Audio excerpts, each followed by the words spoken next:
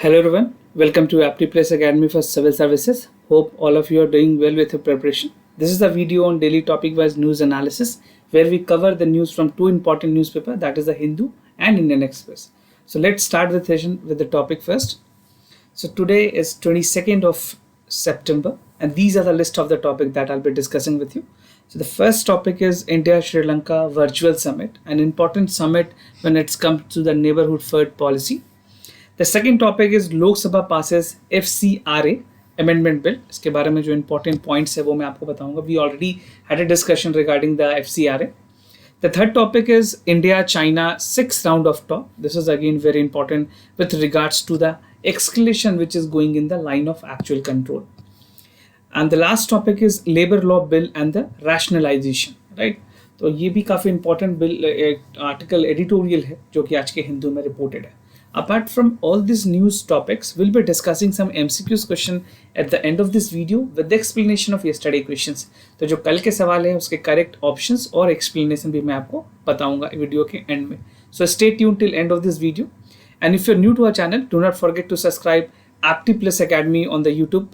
You can subscribe the channel for more informative videos. And if you like this video, do not forget to give a thumbs up. Now let's start the session with the first topic, that is India-Sri Lanka Virtual Summit. This is again a very important news which is coming from the General Studies paper 2. आपके GS के paper 2 में जहाँ पे IR का section है, international relation, specially खास करके वहाँ पे जहाँ पे बायलैटरल रिलेशनशिप हमारे नेबरिंग कंट्रीज के साथ है, वहाँ पे ये चीज़ें काफ़ी इंपॉर्टेंट हो जाती है. And equally important for your prelims examination, क्योंकि बहुत सारे ऐसे एग्रीमेंट्स होंगे जो कि आपके प्रीलिम्स के लिए जानना काफ़ी ज़रूरी है. So let's start the topic. So prime minister ने कुछ बातें ऑफिशियली कही हैं कि he will be discussing his counter part on 26th of September. एक वर्चुअल मीटिंग हो रही है between the prime minister of India and his Sri Lankan counter part. तो ये मीटिंग का जो मेन मुद्दा है, this is for the first time जब दोनों देशों के प्राइम मिनिस्टर जो हैं वो मिल रहे हैं कोविड-19 के बाद, क्योंकि इससे पहले कोई मीटिंग नहीं हुई है. फिजिकली मीटिंग हुई थी कोविड-19 से पहले जनवरी के टाइम में, but this is the first time virtually meeting हो रही है, बायलैटरल मीटिंग है दोनों कंट्रीज़ के बीच में एमिड the covid pandemic, right. And the meeting will come 2 days after the scheduled virtual meeting of the foreign minister of the two countries, जहाँ पे SAARC foreign minister level की जो मीटिंग है that is also scheduled for 24th of September. तो ये 24th को होगी और जो श्रीलंकन काउंटर पार्ट के साथ जो प्राइम मिनिस्टर की टॉक है that is on 26th, right. तो काफ़ी इंपॉर्टेंट सीक्वेंस ऑफ इवेंट होनी है और इसी दिन प्राइम मिनिस्टर UN सेशन को भी एड्रेस करने वाले हैं, राइट. तो श्रीलंका की अगर बात करें, एक ऐसी कंट्री है मालदीव्स के बाद जो बहुत ही बड़ी इकोनॉमिक क्राइसिस से गुजर रही है. They R be facing the biggest economical challenges. और अगर बात करें जो अमाउंट पेंडिंग है श्रीलंका की इंडिया के साथ, तो Sri Lanka has to repay the outstanding amount of nearly $3 billion this year, जो कि पहले हमने ऑलरेडी श्रीलंका को as a line of credit grant दिया हुआ है, including the non negotiable $1 billion sovereign bond maturity जो कि नेक्स्ट मंथ हो रही है. तो ये सारी चीज़ें एक बेसिकली एक हॉलिस्टिक व्यू के लिए, एक इंट्रोडक्टरी पार्ट के लिए समझना ज़रूरी है. अब उसके बाद में कुछ इंपॉर्टेंट पॉइंट्स मैं आपको बताऊँगा यहाँ पे कि जो मीटिंग हो रही है उसकी मेन एजेंडा क्या है, जो वर्चुअल मीटिंग होगी उसमें किन किन बातों पे ध्यान दी जानी है. So the first and the foremost is that Sri Lanka awaits India's decision on the request for a debt moratorium on the additional currency swap. तो जो additional currency swap होनी है दोनों कंट्री के बीच में, that would be done on a moratorium basis, उसको लेकर के इंडिया को डिसाइड करना है. So this is one of the important agenda of the meeting. The second important agenda is that Sri Lanka government requested India for a special 1.1 billion currency swap facility, right? So they are asking for the currency swap facility जो आपकी 1.1 billion की होगी. तो ये भी decision India को लेना है. और अगर जुलाई में बात करूँ तो रिजर्व बैंक ऑफ इंडिया ने ऑलरेडी $4 million के करेंसी स्वैप दिए थे श्रीलंका के सेंट्रल बैंक को, right. And both the leaders are expected to discuss the contagious east corridor इस कंटेनर टर्मिनल प्रोजेक्ट जो कि कोलंबो पोर्ट में है. एक बहुत ही इंपॉर्टेंट प्रोजेक्ट है जो ईस्ट कंटेनर टर्मिनल प्रोजेक्ट है, जिसको शॉर्ट में ECTP भी कहते हैं, राइट. सो ये एक इंपॉर्टेंट प्रोजेक्ट है जो कि ज्वाइंटली डेवलप की जा रही है 3 कंट्रीज़ के बीच में, इंडिया, जापान और श्रीलंका, राइट। मैं आगे इसके बारे में आपको और भी डिटेल में बताऊंगा। तो इसमें जो मेमोरेंडम ऑफ कॉपरेशन है वो भी फॉर्मर गवर्नमेंट ने साइन किया था, but this is still pending, और एक बहुत ही इंपॉर्टेंट प्रोजेक्ट है श्रीलंका के पोर्ट डेवलपमेंट को लेकर के। Now east container terminal project की अगर बात करें, so you can write it in a short ECTP, right. तो 3 कंट्रीज हैं जो इस प्रोजेक्ट में काम कर रही हैं। तो ये तीनों कंट्रीज के name you should be aware. The first is India, second is Japan and third is Sri Lanka. So they would be jointly building the east container terminal port at Colombo, जो कि कैपिटल है श्रीलंका की। And as per the agreement, Sri Lanka port authority जो है SLPA, they would be retaining 100% of the ownership. जो पूरी ownership होगी वो श्रीलंका की होगी, with the terminal operation companies jointly owned by the SLPA, right. उसके बाद Sri Lanka will hold 51% of the stake in this project. जो पूरा 51% स्टेक श्रीलंका की होगी, एंड ज्वाइंट वेंचर्स होगी विद द रिटेन पार्टनर्स, जिसमें इंडिया भी होंगे, जापान भी होंगे, right.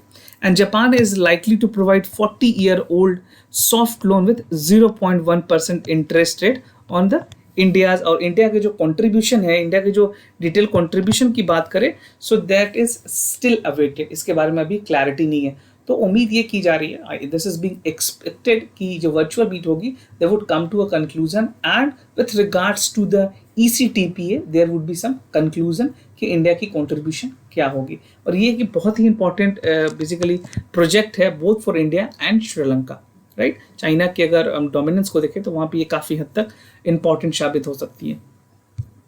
Now importance of project की अगर बात करें, तो जो मैंने आपको ये प्रोजेक्ट बताया है ECTP, सो ECTP के जो प्रोजेक्ट्स हैं, overall 70% of the transship business are strategically located on the ECT link to India, and the involvement of India and Japan in this project is being a big development aims at neutralizing the growing influence of China। जिस तरह की China की dominance है इस reason में, उसको कम करने के लिए ये प्रोजेक्ट बहुत ही ज़्यादा कामगार और अहमियत साध हो सकती है, right. So this would be again very important for the country like India, Japan and Colombo, basically Sri Lanka, कि इसके डोमिनेंस को कम किया जा सके।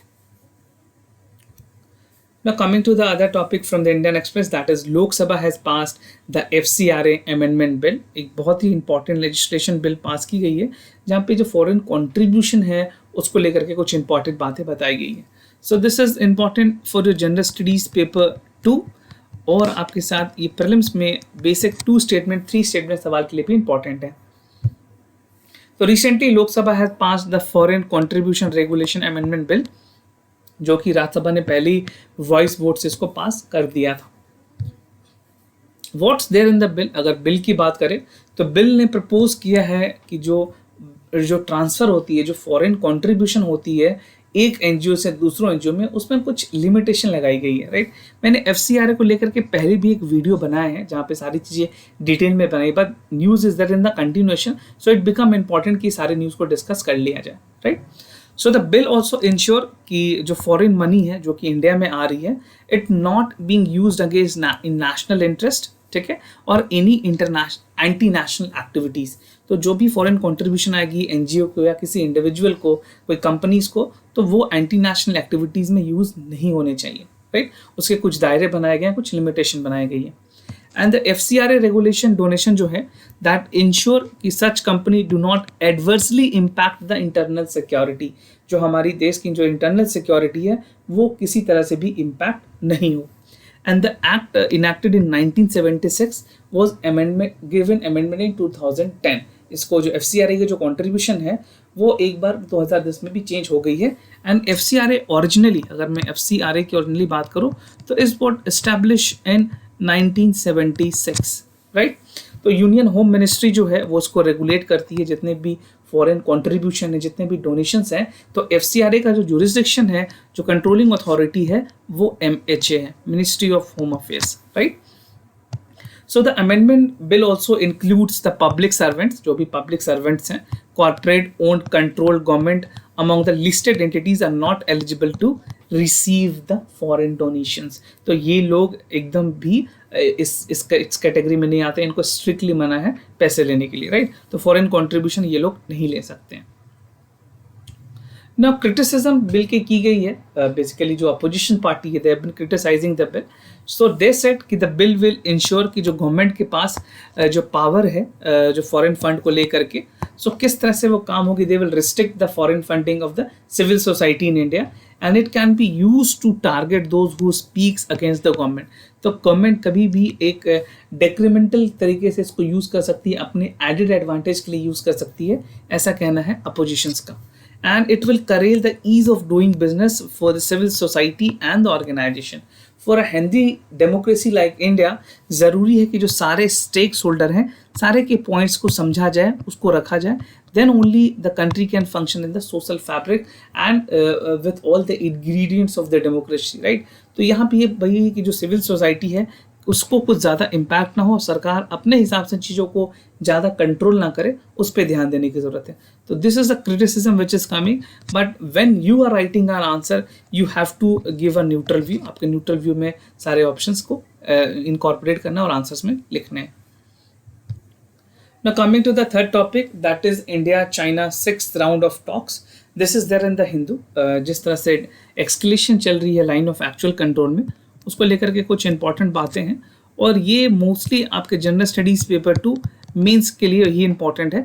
प्रीलिम्स में यहाँ पे कोई सवाल नहीं पूछे जाएंगे, तो questions are not important from the prelims perspective. तो 6 टॉप्स कमांडर लेवल की टॉप्स ऑलरेडी मीटिंग चल रही हैं. This is the 6th in the number.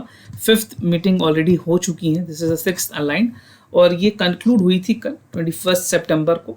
तो जो टॉक की जो प्राइमरी फोकस थी, तो जो 5 बायलैटरल एग्रीमेंट्स हुए हैं उनके जो मेन एग्रीमेंट हैं, राइट, उसको इम्प्लीमेंट करना and to ease the prolonged border stand off in the line of actual control. जो ईस्टर्न लद्दाख रीजन में उसको किस तरह से ख़त्म किया जा सकता है, चीज़ों को किस तरह से स्टेबलाइज किया जा सकता है.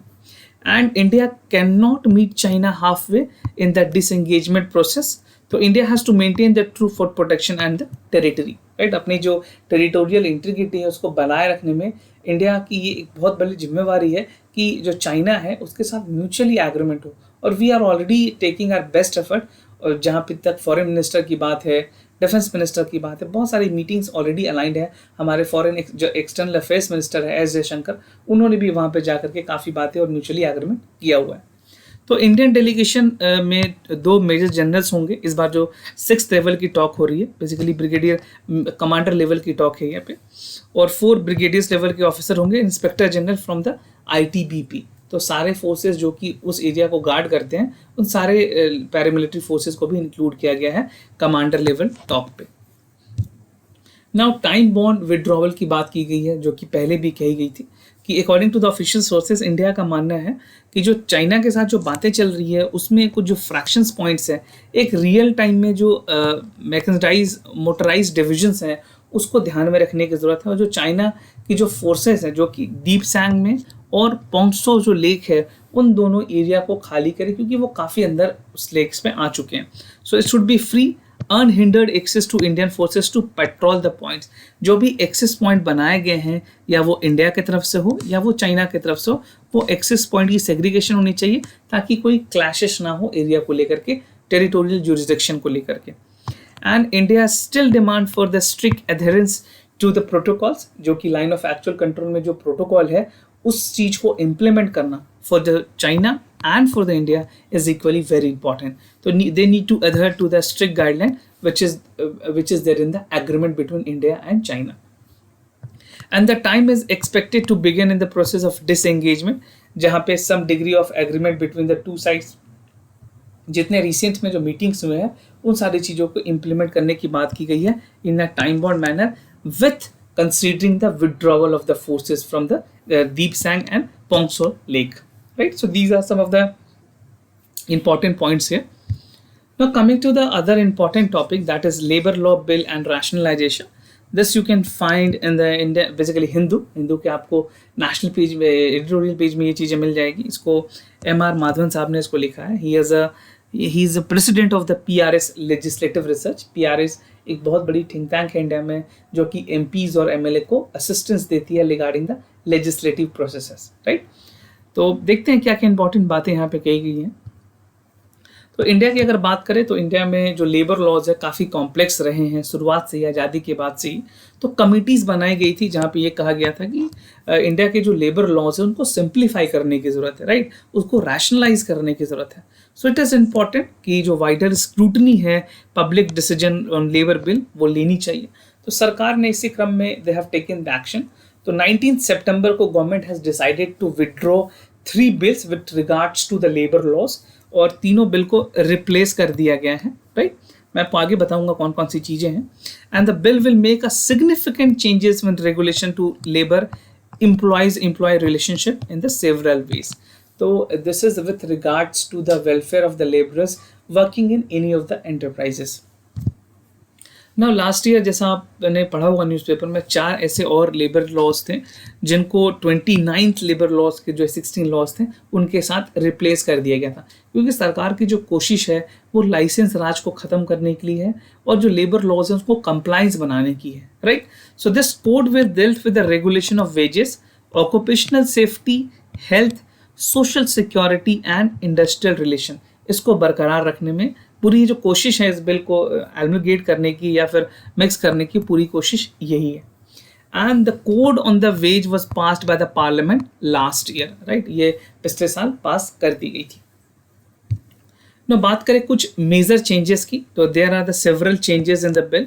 कुछ सिग्निफिकेंट चीज़ों के बारे में आपको बताऊंगा। जैसे अगर थ्रेशोल्ड की बात करें, यहाँ पे एक बात की गई है थ्रेशोल्ड को लेकर के, तो मैं एक एक बिल के बारे में आपको बताता हूँ कहाँ कहाँ थ्रेशोल्ड बढ़ाई गई है। तो अगर फैक्ट्रीज एक्ट 1948 की बात करें, जहाँ पे मैन्युफैक्चरिंग यूनिट में जो कैपेसिटी है या तो 10 वर्कर की हो विथ इलेक्ट्रिसिटी या 20 वर्कर की हो विदाउट इलेक्ट्रिसिटी पावर। तो ये पॉइंट आप ध्यान रखें, 10 की हो विदाउट मतलब विथ इलेक्ट्रिसिटी, राइट, एंड 20 की हो विदाउट इलेक्ट्रिसिटी।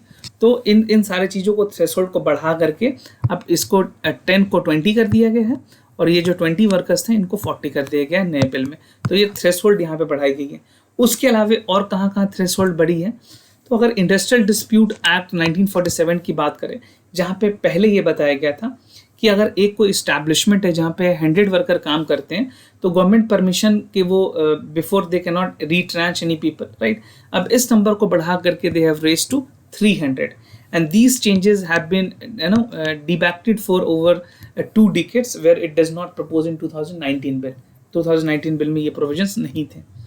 उसके अलावा द इंडस्ट्रियल एम्प्लॉयमेंट आपको 3 बताया था, ये तीसरा है the industrial employment standing order 1946 जो है, इसके मुताबिक फॉर्मली क्या होता है, किसी भी एम्प्लॉय को they have to define the condition of employment under them if they have at least 100 worker. अगर 100 वर्कर है उनके पास तो उनको कंडीशंस बनाने पड़ेंगे, सर्विसेज के, रेगुलेशन के, HR पॉलिसी होनी पड़ेगी। बट इस नंबर्स को बढ़ा करके अब 300 कर दिया गया। तो if they have 300 worker they need to follow this instructions, right. तो ये चेंजेस हैं, कुछ मोटे मोटे चेंजेस जो हैं ना। बिल उसके बाद प्रोवाइड करती है कि किस तरह से जो पावर है to exempt the establishment in any order with the provisions. और अगर बात करें कोड ऑन इंडस्ट्रियल रिलेशन, तो they work on the conditions, trade union, retrenchment of the layouts, dispute resolution और establishment of the industrial tribunal. तो ये सारी चीज़ों की जो ले ऑफ है उसको भी करने की बात की गई है, ताकि जो फंक्शनिंग है, जो भी फैक्ट्री सेटअप्स हैं, उनको प्रॉपर अच्छे तरीके से काम करवाया जा सके। तो ट्रेड यूनियन होगी तो लोगों की जो बातें हैं वो रखी जाएंगी, राइट। एंड गवर्नमेंट की ये भी कोशिश है कि पब्लिक इंटरेस्ट में अगर कोई एग्जाम्पशंस हैं न्यू इंडस्ट्री इस्टेब्लिशमेंट की, तो उनको भी ध्यान में रखा जाए। खास करके जो कोड ऑन ऑक्यूपेशनल सेफ्टी है, हेल्थ एंड वर्किंग कंडीशन है, तो ये सारी चीज़ों की जो जैसे गवर्नमेंट ने अभी वर्किंग आवर्स भी बढ़ा दिया था आत्मनिर्भर भारत अभियान के बाद या कोविड-19 के बाद, जो रिवाइवल इकोनॉमी की बात की गई, कोड बिल को हटा दिया गया, टाइमिंग को बढ़ा दिया गया है, और जो छुट्टी थी वो भी कम कर दी गई है। तो दिस इज कम्प्लीटली वॉलंटरी रखा गया, किसी को मैंडेटरी नहीं किया गया, but still it has to be taken कि एडिक्वेट मेजर्स लिए जाएँ ताकि वेलफेयर हो सके सारे लेबरर्स का भी। It has subsumes 13 act on the factory act. और जो 2020 की बिल है जो स्टेट गवर्नमेंट की, वो एग्जेम्प्ट करती है any new factory from the provision with regards to the interest of the increased economic activity and employment generations, right. तो देखना होगा कि जो नई बिल है स्टेट गवर्नमेंट के साथ कितनी कंप्लाई करती है, बिकॉज अल्टीमेटली जो पूरा एम है वो जो नंबर ऑफ एम्प्लॉयमेंट है उनको इंक्रीज करने की, because this time many people who are migrated from the major cities, urban city, अपने छोटे शहरों में जो आ गए हैं, उन लोगों को कैसे रोजगार दिया जाए, ये एक बहुत बड़ा इशू है। Now is changes related to the contract labour, अगर कॉन्ट्रैक्ट लेबर की बात करें तो 2019 में जो बिल थी वो एप्लीकेबल थी विद एस्टैब्लिशमेंट जहाँ पे 20 कॉन्ट्रैक्ट वर्कर काम करते थे और एटलीस्ट कॉन्ट्रैक्टर सप्लाइंग 20 वर्कर्स हों। इस थ्रेशोल्ड को बढ़ा करके 50 कर दिया गया है। और जो 2020 की जो कोड है वो प्रोहिबिट करती है employment from the contract worker in any core areas, core areas में आप नहीं रख सकते हो, and specifically permit the employment in specific non core activities. Non core activities कौन कौन सी हैं, जैसे कैंटीन हो गई, सिक्योरिटी हो गया, सैनिटेशन सर्विसेज हैं, इन जगह पे लोगों को एम्प्लॉयमेंट दी जा सकती है। Now the bill also on the occupational safety allow the government to prohibit the employment of the women that undertake operation that could be dangerous to their health and security। तो कई ऐसे जैसे अगर कई बार BD workers हैं या फिर ऐसे फैक्ट्रीज हैं जहाँ पे पॉल्यूशन या फिर ऐसे काम किए जाते हैं जो वुमेन के हेल्थ के लिए प्रॉब्लमेटिक हो सकती है, वहाँ पे वुमेन्स की एम्प्लॉयमेंट को कम्प्लीटली डिबार्ड कर दिया गया। They are not allowed to, they are strictly prohibited, right. And in 2020, that removes the power to prohibit the employment from instead allowing the government to require employment and provide adequate safeguards। तो जो safeguard की जो जिम्मेवारी है वो वहाँ की उस कंपनी की होगी, उस इंटरप्राइजेस की होगी, उस फैक्ट्री ओनर की होगी, राइट। तो ये सारी कुछ बातें थी इंपॉर्टेंट। बढ़ते हैं अपने आंसर्स की तरफ। जो कल के सवाल थे उसके करेक्ट ऑप्शंस और एक्सप्लेनेशन भी मैं आपको आज बताऊंगा। So the first question यहाँ पे जो correct option है that is B. The religious practice has many dimensions. They were not confined to just one particular mode of worship. So multiple form of worship existed. And the second is that worship of yakshas and mother goddess were prevalent during that time. And Buddhism has become one of the most social, popular social and religious movement, right? So you can read the details on the NCERT class 11th of fine arts books, which is there, an important book from the art and culture section। आप इसके बारे में detail में वहाँ पे भी पढ़ सकते हैं। Now coming to the second question, the number of elected member in the Imperial Legislative Council and the Provisional Council were increased, and in the Provincial Council, the non-official majority introduced, the non-official were nominated, not elected, and the overall elected majority remained the same, right? So this is the correct option here is B, and the second option goes like this, that the Imperial Legislative Council with total 68 member, 36 were to be the official and 32 non-official were to be nominated, right? तो बिपिन चंद्रा की जो book है NCERT की, वहाँ पे detail में भी इसको आप पढ़ सकते हैं। Now let's move to the MCQs question of the day. So the first question is coming from economy. Which of the following with regards to masala bond are the advantages or disadvantages? तो आपको दोनों statement consider करने हैं। It promote or allow full currency convertibility, and is the offshore investor earn better return by investing in masala bond? You have to choose the correct option A, B, C or D, right? You can write any of the options, and if you have any additional information regarding the masala bond, you can also write about that in the comment section down below. Second question coming from modern history. Modern history is again one of the important part in the prelims examination. So with reference to Gadar party, consider the following statement. So the party was formed around the weekly newspaper Indian Mirror, and its headquarters was in the San Francisco. So you have to choose the correct options A, B, C or D. And if you have any additional information which you want to share, you can share that in the comment section down below. And whatever, if you read anything more on the Gadar party, do let us know that how much of you have read extra information about this party. Okay. So do write your comment in the comment section down below. And if you have any other concern, do let us know. We'll be more than happy to assist you. For time being, I'm signing off. Wish you all the best. Stay home, stay safe. Thank you so much.